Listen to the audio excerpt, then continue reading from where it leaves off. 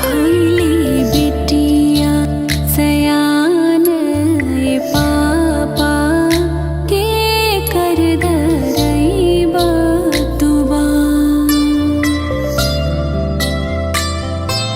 लैबा कहवा से इतना दहेजवा कैसे करबा बेटी के बिया लोभी दुनिया से कैसे बचैबा भइल मोर जिंदगी तबा भइली बिटिया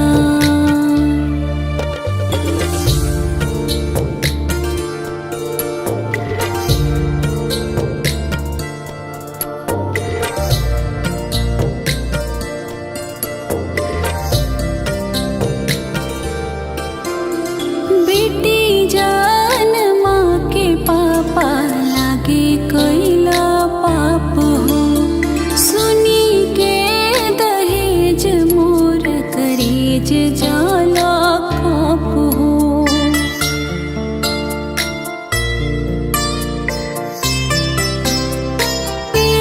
पापा बेटी जान माँ के पापा लागे कैला पाप हो सुनी के दहेज मोर करेज जाला काप हो काहे मार न दिहला गर्भ में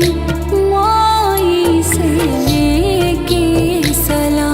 भइली बिटिया सयान पापा के कर दरैबा तुबा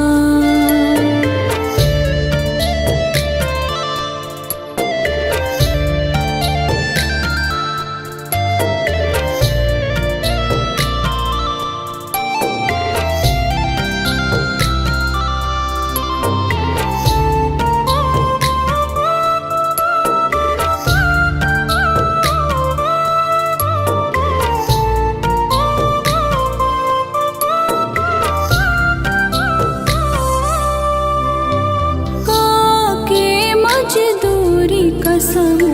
उसला पलला रोटी कारण दुगो घमवा में जरला